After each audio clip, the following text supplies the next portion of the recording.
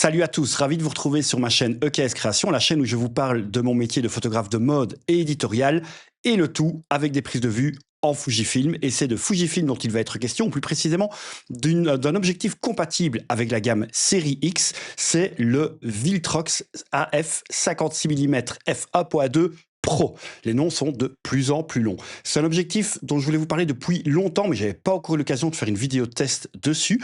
C'est un objectif qui me faisait de l'œil depuis un petit temps, parce que si vous me suivez, vous le savez, dans la série X, l'un de mes objectifs, l'une de mes focales préférées, c'est clairement le 56 mm. J'utilise beaucoup le Fujifilm 56 mm dans sa deuxième version, le WR. Et ce Viltrox, eh bien, il m'avait un peu titillé. Il avait titillé ma curiosité. Pourquoi? Parce que c'est la seule marque à proposer un 56 mm en gamme Pro, en f1.2, donc qui vient regarder dans les yeux, qui vient défier directement le Fujifilm. Il existe d'autres 56 mm chez Sigma, par exemple, si on veut chercher dans les grandes marques, mais Sigma a fait le choix d'être plutôt dans une gamme standard en f1.4, pas dans une gamme premium, c'est pas une gamme art, par exemple. Et puis, on a des 56 mm, par exemple, chez TT Artisan, Samyang ou d'autres, mais qui sont plutôt dans une fabrication plus entrée de gamme. Chez Viltrox, ils ont vraiment décidé de taper dans le premium et d'aller vraiment concurrencer le Fujifilm. C'est ça qui est très intéressant. Un 56 mm, c'est un équivalent 85 mm, donc c'est vraiment l'optique reine pour les portraitistes. Si d'ailleurs vous regardez cette chaîne et que vous n'êtes pas en Fujifilm, mais peut-être en Sony, Canon, Nikon, et donc en plein format, eh bien, dans toutes ces marques, il y a un grand 85 mm, soit en 1.2, soit en 1.4, qui est souvent l'optique à avoir quand on veut faire du joli portrait. C'est pour ça d'ailleurs que c'est une focale, moi, le 56 équivalent 85, que j'utilise énormément sur la série X. J'ai eu donc l'occasion pendant un bon bout de temps de tester ce Viltrox 56 mm. Et bah, j'ai pu comparer avec mon quotidien avec le 56 mm de chez Fujifilm. Et on va voir ce qu'il a dans le ventre. Donc dans cette vidéo, on va d'abord regarder un véritable comparatif, après évidemment avoir fait le tour du propriétaire physique de cet objectif, un véritable comparatif entre le Fujifilm et le Viltrox. Et puis, on partira ensemble en shooting. Je vous emmène avec moi et on va le tester sur le terrain. On oubliera le Fujifilm puisque de toute manière, si vous décidez d'acheter l'un ou l'autre, vous n'aurez pas le deuxième dans votre sac. Donc, on va voir ce qu'il a dans le ventre seul sur le terrain. Et on reviendra ici en studio pour regarder une ou deux photos, les analyser de plus près et puis aussi parler de l'autofocus qui est aussi un des points annoncés par Viltrox qui est en principe, en théorie, d'après Viltrox, supérieur à Fujifilm. Alors, ce Viltrox AF 56 mm 1.2 Pro, le voici, le voilà. C'est déjà une belle fabrication, il est tout en métal. On sent déjà que Viltrox a vraiment mis du soin à fabriquer cet objectif. Quand on l'a en main, on sent vraiment que c'est quelque chose de solide. On a même cette bague d'ouverture qui est vraiment très chère aux utilisateurs Fujifilm. On est très exigeant là-dessus puisque c'est une bague qu'on utilise beaucoup sur la gamme d'objectifs Fujinon. Et ben, elle est vraiment, vraiment très, très agréable, crantée, hyper précise. Là aussi, on sent la qualité. Donc déjà, quand on l'a en main, sans l'avoir utilisé, on se dit que on n'a pas de l'objectif entrée de gamme. C'est un objectif assez lourd qui fait 570 grammes environ. Donc il est presque 100 grammes plus lourd que son concurrent direct de chez Fujifilm. Donc là, on sent vraiment que c'est du full métal. Et puis alors après, au niveau des caractéristiques techniques, ben c'est un 67 mm de diamètre. C'est un objectif qui va de f1.2 à f16. Il a un moteur de mise au point ultra performant d'après Viltrox, et ça, on le verra ensemble. C'est un moteur VCM, comme ils l'appellent là, comme ils l'appellent eux-mêmes, pardon. C'est un objectif qui a une mise au point minimum de 50 cm, ce qui est pas mal du tout pour un équivalent 85. Ça va permettre d'avoir un joli bokeh. Nous verrons en tout cas si le bokeh est de qualité, mais en tout cas, on a un facteur de rapprochement qui est très très intéressant pour avoir un joli flou d'arrière-plan. Pour une optique de portrait, c'est assez important. Mais ce qui est très très important, et regardez, je vais le mettre juste à côté, voici le Fujifilm. Ce qui est très très important, c'est la formule optique. Parce que sur le Viltrox, on a 13 éléments en 8 groupes. Et devinez quoi, sur le Fujifilm, on a 13 éléments en 8 groupes. On a 2 lentilles asphériques sur le Fujifilm, alors que ici, on a une asphérique plus 3 HR plus une ED. Mais en tout cas, on a du soin au niveau de la formule optique qui est légèrement différente, mais en tout cas qui est assez complexe et donc qui devrait donner du bon résultat. On a 11 lamelles de diaphragme et ça aussi sur les deux. Donc encore une fois, Viltrox a vraiment été tapé sur les plates-bandes du Fujifilm. Donc avec ces 11 lamelles de diaphragme, on devrait avoir un bokeh qui est aussi rond sur l'un comme sur l'autre. Ça aussi, on va le voir ensemble. Et le facteur de rapprochement, je vous en parlais tout à l'heure, qui est de 50 cm, eh bien sur le Fujifilm, il est également de 50 cm. Bref, Viltrox a regardé la fiche technique du Fujifilm, ils se sont dit, nous on peut faire pareil, mais on peut faire pareil moins cher. Oui, parce que ce qui est très très intéressant là-dessus, c'est que il faut toujours avoir ça en tête quand on teste un objectif, c'est son prix, pour voir si ce rapport qualité-prix vous intéresse. On a environ, selon les prix du marché, 400 € de différence entre les deux. Le Fujifilm est toujours légèrement au-dessus de 1000 € chez la plupart des vendeurs, parfois on peut le trouver un peu moins, et on tourne autour des 600 €, parfois même un petit peu moins, sur le Viltrox. Donc on a un delta de 400 €. Donc, si on a un Viltrox qui arrive presque à niveau, voire à niveau peut-être meilleur, on va le voir tout de suite, eh bien, on va peut-être avoir vraiment un champion.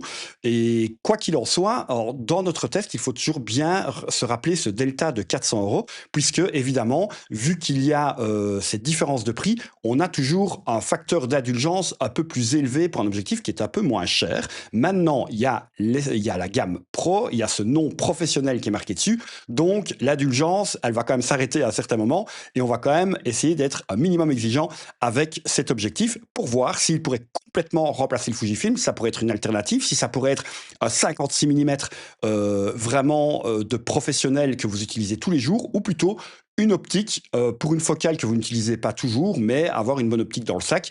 Et donc, ce rapport qualité-prix, c'est vous qui déciderez si ça vaut la peine de le débourser ou pas après avoir vu cette vidéo.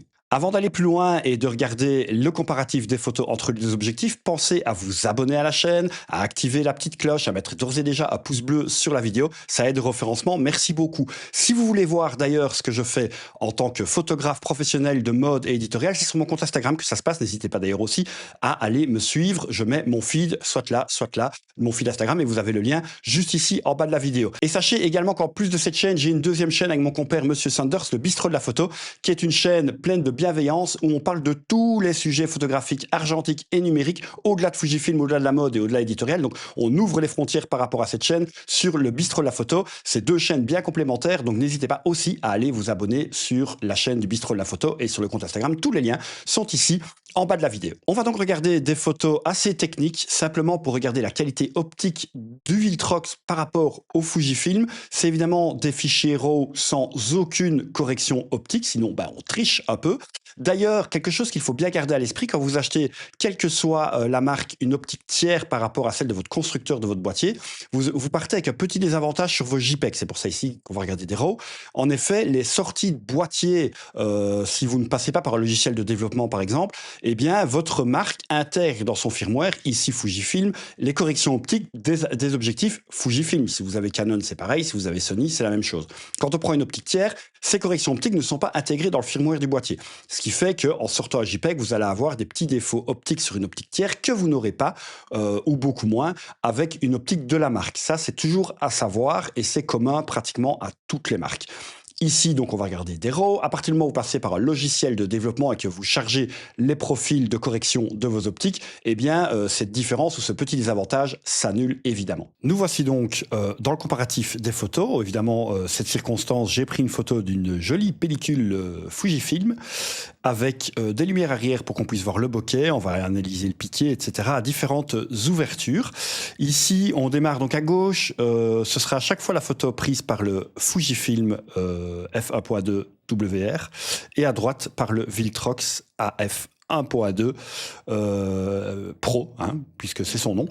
Donc ici à gauche, on peut déjà voir qu'il y a une différence. Alors, on pourrait croire qu'il y a une différence d'exposition, mais en fait, j'ai remarqué, vous le verrez sur les autres focales, enfin les autres ouvertures aussi, qu'il y a surtout une différence de contraste. Vous voyez, le noir est beaucoup plus profond, que ce soit à l'arrière ou à l'avant, sur le Viltrox. Étant donné qu'il n'y a pas de correction optique, on remarque aussi qu'à 1.2, le Viltrox est beaucoup plus vignetté que le Fujifilm. Ça, c'est aussi un bon enseignement. On va les voir en 1.2, c'est quand même là-dessus qu'on va le plus les comparer, puisque on a envie de voir quand même si, en cas de portrait en 1.2, on va avoir quelque chose de sympathique. Eh bien, moi, je trouve par contre que le bokeh est plus sympa en 1.2 sur le Viltrox que sur le Fujifilm. Vous voyez, ici, on a un peu de l'ovale, c'est un peu cassé ici au-dessus. C'est beaucoup plus rond sur le Viltrox. Ça, c'est quand même déjà un bel enseignement. Si on continue à zoomer au niveau du piqué, on a du détail sur les deux. On a 1.2, donc ça reste un peu mou des deux côtés, c'est normal. Mais c'est tout à fait exploitable.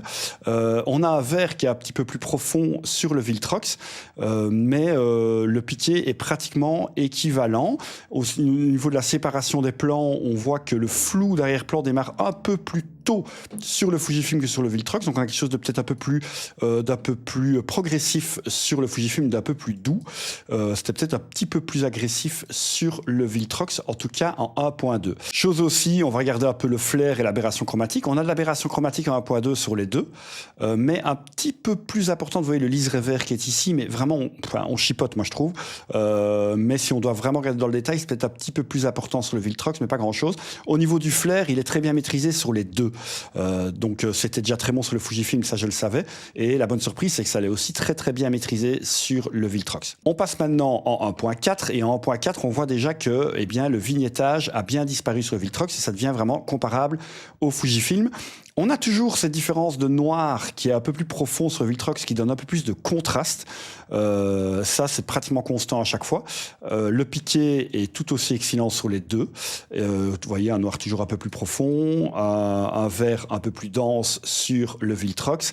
Et alors, la séparation des plans, elle démarre toujours, le bokeh démarre toujours un peu plus tôt sur le Fujifilm que sur le Viltrox, mais c'est pas grand-chose. Mais là, c'est toujours un peu plus progressif sur le Fujifilm. Au niveau du bokeh, là, on retrouve quelque chose de très, très comparable. On commence à avoir un petit peu de démarcation de lamelles. On a un petit peu plus d'aberration chromatique sur le Viltrox, mais encore une fois, rien de dramatique. Flair toujours très bien maîtrisé. Maintenant, au niveau de la rondeur du bokeh, c'est pratiquement équivalent sur les deux. Si on le regarde ici, là, ça devient vraiment très proche. On passe maintenant à f2. Là, c'est aussi une focale qui est énormément utilisée par les portraitistes. Toujours un bokeh très similaire entre les deux. Là, on n'a plus d'aberration chromatique sur le Viltrox ni sur le Fujifilm. Donc là, ils arrivent à égalité à f2 sur ce point-là. Plus de vignettage pratiquement, toujours un petit peu, mais ça devient vraiment la même chose comme en 1.4 entre les deux. Et on a toujours ce vert un peu plus profond et ce noir un peu plus profond sur le Viltrox, qui est clairement une optique plus contrastée que le Fujifilm. On va passer en 2.8, là aussi, focale très intéressante pour le portrait. On remarque qu'en 2.8, les lamelles se démarquent un peu plus sur le Viltrox que sur le Fujifilm. Le flair est toujours maîtrisé de la même manière. Et on a pratiquement plus d'aberration chromatique du tout. Donc ici, ça ne sert plus à rien d'aller voir là-bas. Et on sait que ça va aller en s'améliorant sur ces points-là. Au niveau du piqué, on a toujours ce vert un peu plus profond, ce noir un peu plus profond, mais c'est un peu moins marqué que sur les autres ouvertures, sur le Viltrox. Et toujours cette séparation de plans un peu plus douce sur le Fujifilm. On a un objectif qui est un peu plus dur, en fait, sur le Viltrox. Encore une fois, c'est à vous d'apprécier si vous préférez ou pas. Et là, on passe en f4. Là, on voit bien les démarcations de lamelles entre les deux. Sinon, on a une colorimétrie qui devient pratiquement équivalente entre les deux, ce coup-ci. C'est un peu la différence de contraste est un petit peu moins marquée entre les deux en f4. C'était vraiment dans les grandes ouvertures qu'on voyait la différence. Ici, là, on a quelque chose de pratiquement identique.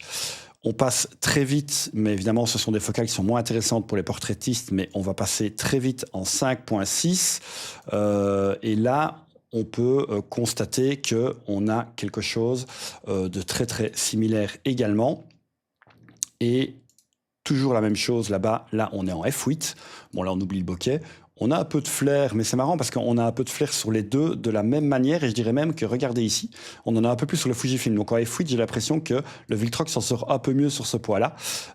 Sinon, au niveau du piqué et tout, c'est pratiquement la même chose. Ce qu'on pourrait retenir, en fait, de cette petite analyse, c'est qu'on a un objectif qui est plus contrasté sur le Viltrox, qui vignette un peu plus en 1.2, par contre, qui gère très bien ce bokeh, un peu d'aberration chromatique, mais en 100%, ça ne se voit pratiquement pas. Et le vignettage disparaît sur le Viltrox à partir de 1.4, il est vraiment très bien maîtrisé. Donc en 1.2, un peu plus de vignettage. Je dirais que si vous voulez une optique un peu plus douce, partez plutôt sur le Fujifilm. Si vous voulez une optique avec un peu plus de caractère au niveau du contraste, peut-être un peu plus de Viltrox. Mais en tout cas, c'est pas un test ici qui montre une énorme différence de qualité entre les deux, ce qui est déjà pas mal du tout.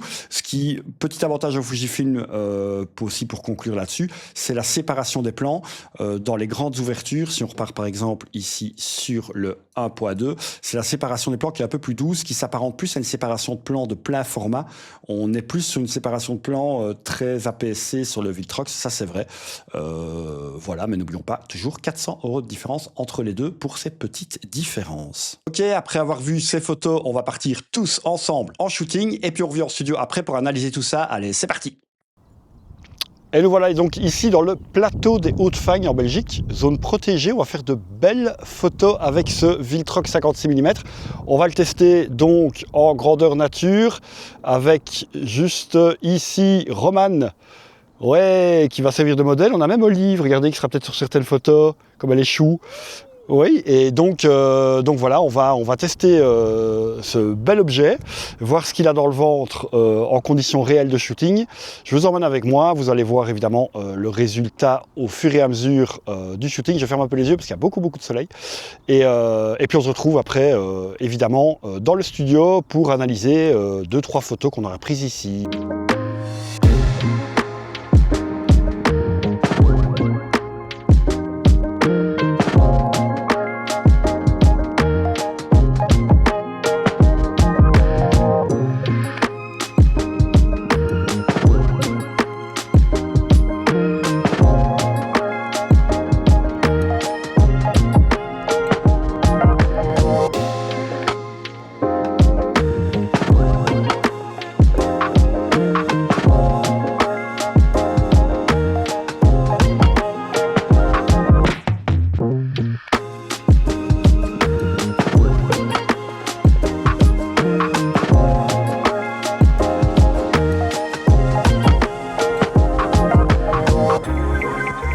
Allez hop, de retour ici au studio après ce shooting en extérieur avec Roman. J'espère que ce petit moment vous a plu, que vous avez pu déjà apprécier les photos prises avec ce Viltrox 56 mm Pro.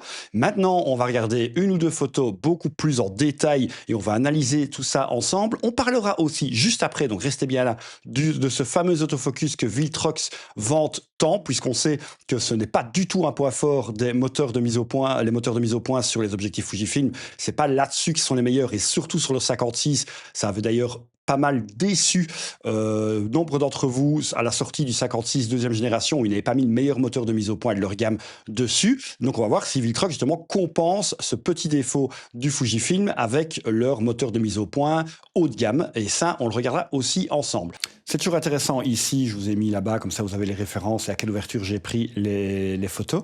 On va regarder quelques photos ici, de voir comment, dans les détails, il s'est comporté ce Viltrox. Et moi j'ai été assez agréablement surpris des détails dans la peau, dans les cheveux.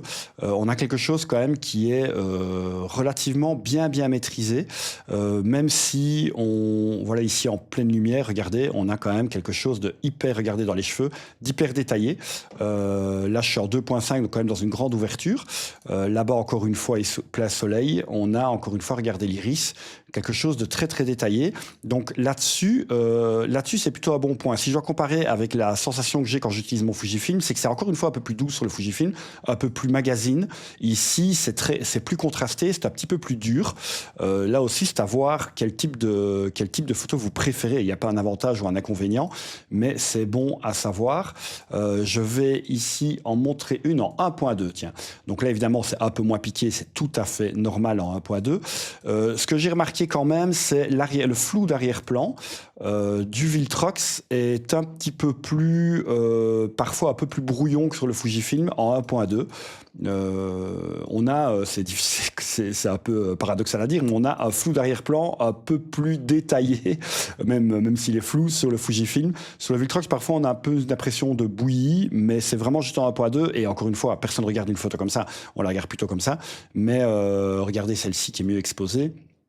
on a quand même un piqué qui est quand même pas mal du tout. Donc on a des petites choses en retrait par rapport au Fujifilm dans le flou d'arrière-plan et le fait que c'est un peu plus dur au niveau du rendu, mais la différence rapport qualité-prix, c'est quand même vachement impressionnant.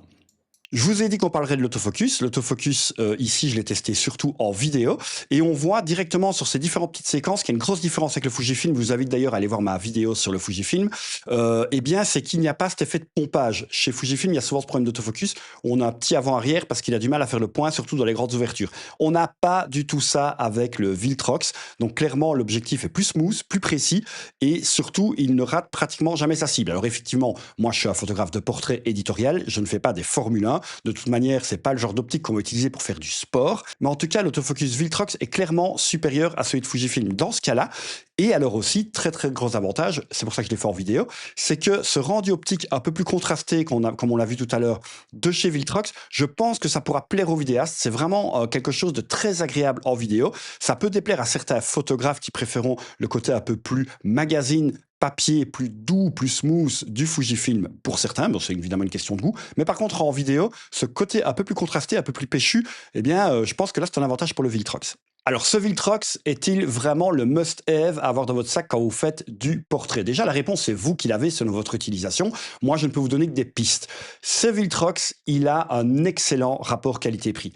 Pour moi, si vous êtes vraiment à la recherche de l'exigence parfaite, si le 56 mm ce sera votre optique reine et que le prix n'a pas d'importance, le Fujifilm pour moi garde un petit avantage. Par contre, si c'est une optique que vous allez utiliser régulièrement au milieu de tout votre parc optique et que le prix a vraiment une importance pour vous, eh bien là, le Viltrox reprend l'avantage parce que 400 € de différence pour un gap de qualité qui n'est pas si énorme que ça, le rapport qualité-prix, pour moi, est meilleur chez Viltrox que chez Fujifilm. La qualité intrinsèque, avantage à Fujifilm, le rapport qualité-prix, largement à Viltrox. En tout cas, dites-moi ce que vous en pensez en commentaire. Si vous l'avez déjà, dites-moi aussi ce que vous pensez de cet objectif et si vous prenez du plaisir avec. Ou dites-moi si, justement, après avoir vu cette vidéo, vous allez plutôt pencher pour le Viltrox ou pour le Fujifilm. Ça m'intéresse. En attendant, nous, on se retrouve très vite pour d'autres vidéos sur ma chaîne EKS Création et sur le Bistrot de la Photo. On se retrouve très vite pour d'autres sujets photo. À bientôt. Salut. Ciao.